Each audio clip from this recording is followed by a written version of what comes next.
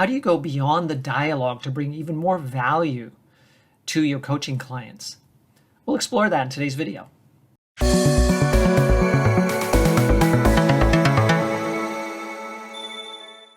In many coaching sessions, coaches are very focused and listening intently to the words the coachee uses. Of course, that's important. And we might even do things such as reflect the words that they're using. For example, the client says, "I'm thinking about quitting my job." And then we might reflect back to them, "You're thinking about quitting your job. Tell me more." And then they will say, "Well, my relationship with my boss isn't going so well," or "I don't feel that my job is as challenging as it once was. I feel like I've plateaued and there are no opportunities for upward movement in my company." And so then they start sharing more dialogue, and we then say, "Well, you've shared a few things with me. The relationship with your boss, the challenge related to your work assignments, and upward movement. Which of these would you like to explore?" Very natural, organic conversation that you're having with your client. But what else can you do in a coaching session that would go beyond the dialogue?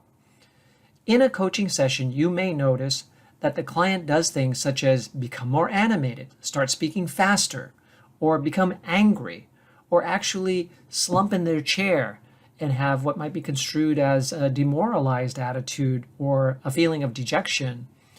They might look down as opposed to looking at you while they're talking to you.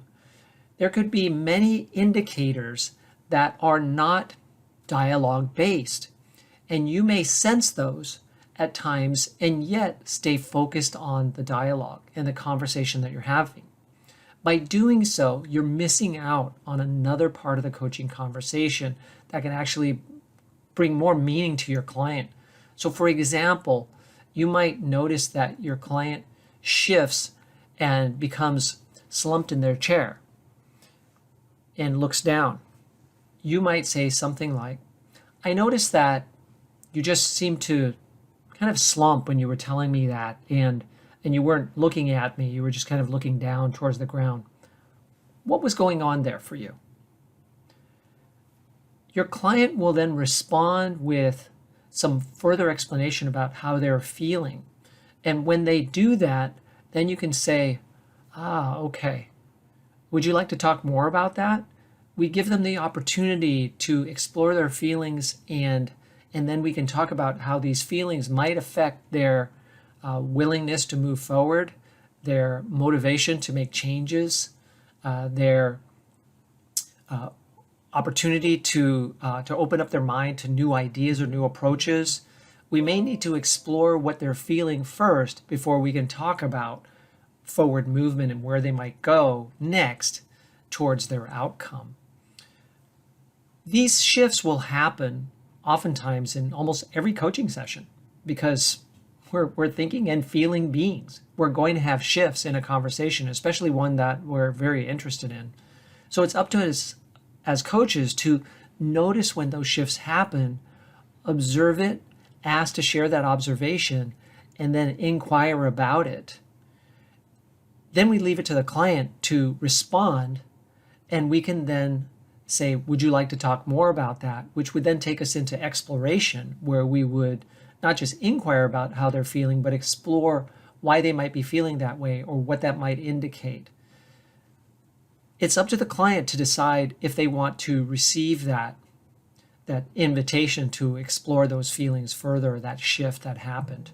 There may be times when your client will actually say, "No, I'm okay. I'd like to continue talking about how we might move forward towards the goal that I stated earlier." And we as the coach, we always let the client lead, so we would accept that and we would continue to move on.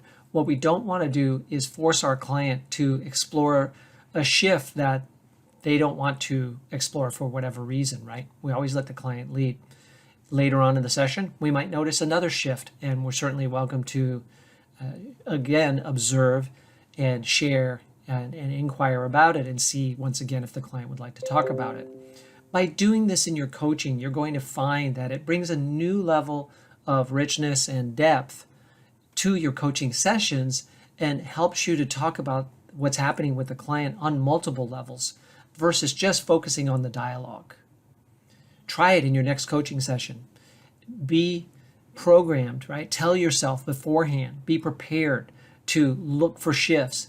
And when you sense a shift, to share it right away and inquire about it so that you can decide if this is something that helps you in your coaching sessions to be even more effective and present with your client.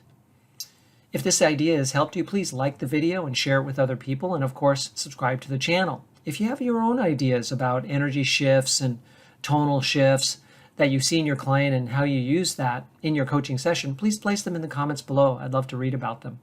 And if you'd like to learn more about my executive coach training and certification programs, please visit my website, bayareaexecutivecoachtraining.com, or you can email me at michael@bayareaexecutivecoach.com. Thank you very much.